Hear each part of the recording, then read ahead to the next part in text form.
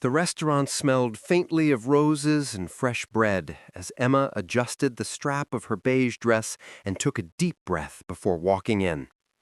Her hands trembled slightly, the kind of nervousness only someone re-entering the dating world after years of heartbreak could understand. It had been 3 years since her divorce. 3 years of juggling work, bills, and her 6-year-old daughter Lily, who thought her mother was some kind of superhero. Tonight was supposed to be her first step toward feeling like a woman again, not just a mom running on caffeine and responsibility. Her best friend Claire had set it up. "He's perfect for you," she'd said. "Polite, single, stable. You deserve someone who looks at you like you're magic." Emma wasn't sure she believed in magic anymore, but she wanted to try. She told herself she could leave early if it went wrong.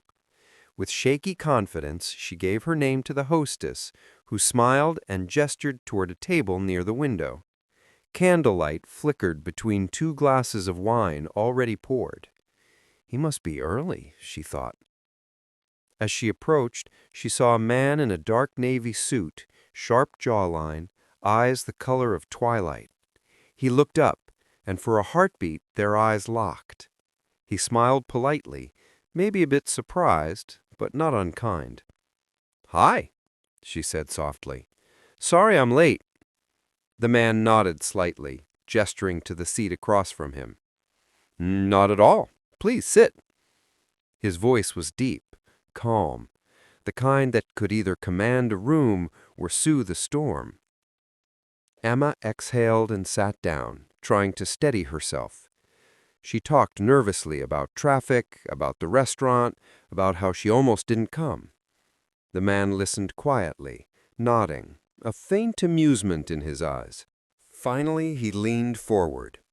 "So, tell me about yourself, Emma." She froze for a moment.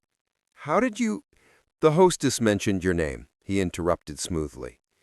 "You seem different from most people I meet." Emma blushed, unsure whether that was good or bad. She told him about her job as a receptionist at a dental clinic, about Lily and her obsession with cartoons and pancakes. He asked thoughtful questions, not the usual small talk. But there was something in the way he observed her, like he was studying her reactions, not judging, just curious. "And you?" she asked finally. "What do you do?" He hesitated for a second, then smiled. "I run a few companies, mostly investments, boring stuff." She laughed awkwardly. "You don't seem boring." He smiled at that, but before he could respond, a waiter approached, asking for their order. They both went for the same dish, chicken risotto, and when the waiter left, the silence stretched comfortably. "You seem nervous. Is it the blind date thing?" Emma laughed, covering her mouth. "You could tell?" "It's obvious. You keep touching your necklace every few seconds." She looked down, realizing he was right. "Old habit, I guess. My daughter gave it to me. Said it's my good luck charm. She sounds special." "She is," she said softly. For a moment, his expression changed, a flicker of emotion she couldn't name. "I don't have kids," he said quietly. "But I used to imagine what it'd be like." She smiled gently. "You'd probably be a great dad." He looked away, and the candlelight danced across his face. Before Emma could say anything more, her phone buzzed. She glanced down and froze. A message from Claire. "He's sitting at the back corner, near the piano. Brown jacket, not navy suit. You went to the wrong table." Her breath caught. "Oh, my God," she whispered, staring at the man across from her. He raised an eyebrow. "Something wrong?" I think I made a mistake. You're not my date." The man blinked, then laughed quietly, a low, rich sound. "Apparently not." Emma covered her face, mortified. "Oh, my God, I'm so sorry. I thought—" "Relax," he said, smiling. "I should have said something when you sat down, but you seemed interesting." "You let me sit here this whole time?" "Guilty," he said, lifting his glass. "But I'm glad I did." She didn't know whether to laugh or run. "This is so embarrassing," she whispered. "You have no idea." "Maybe I do," he said softly. "Maybe I've been waiting for something unexpected like this." Something in his tone made her pause. He wasn't mocking her. There was a quiet sincerity there. "What's your name?" she asked finally. "Alexander." He didn't add a last name, but the confidence in his eyes suggested he was someone used to being known. Emma's phone buzzed again. Her actual blind date was asking where she was. She looked toward the back of the restaurant. A man in a brown jacket was waving awkwardly. Average-looking, kind eyes, but something inside her hesitated.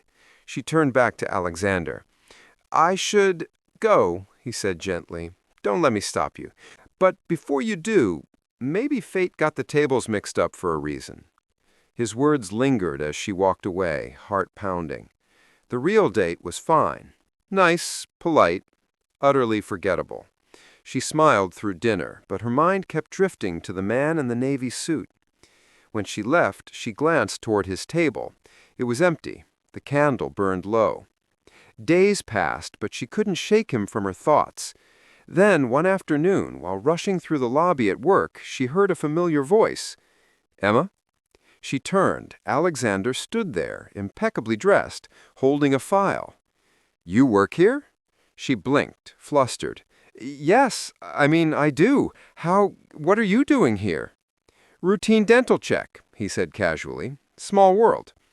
After his appointment, he waited by the desk. "Coffee?" he asked simply. Against her better judgment, she said yes. Over coffee, she learned more, that he was indeed a billionaire investor, the kind of man whose name showed up in magazines, but he spoke to her like they were equals, no pretenses. He asked about Lily, about her struggles, about what she wanted in life.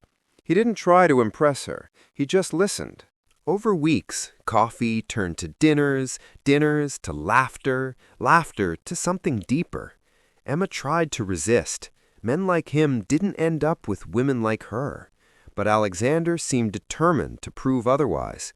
He showed up with small surprises, not jewelry, but things that mattered. A set of watercolor brushes for Lily, because he remembered Emma mentioning her daughter liked painting. A book Emma had once said she wanted to read but never had time for. Slowly, her walls began to crack. One evening, as they walked by the river, she finally asked, "Why me?" He smiled faintly. "Because when you sat at my table that night, you didn't see money or power. You just saw a man having dinner alone.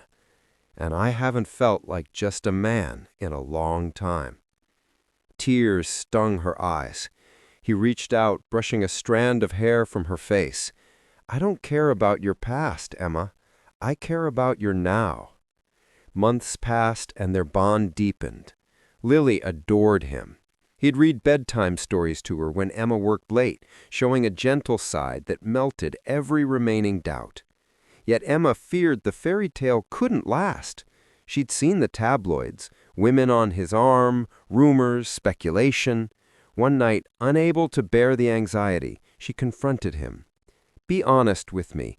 Why haven't you told the world about us?" He looked pained. "Because I wanted to protect you.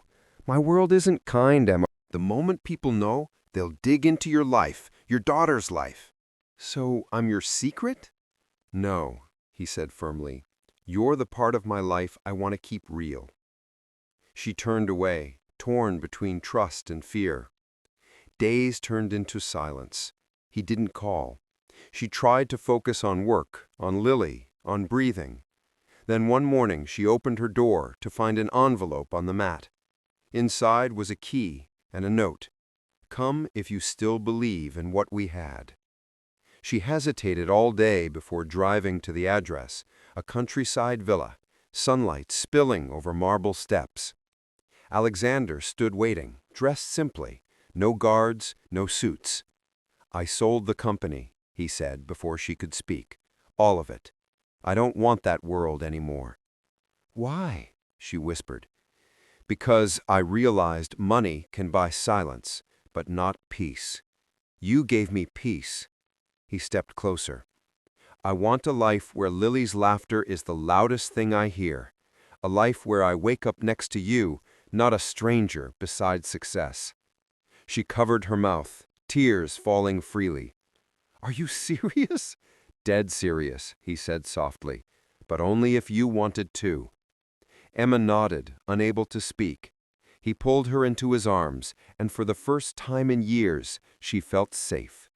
Their story wasn't perfect. There were challenges, adjustments, whispers, but they faced it together.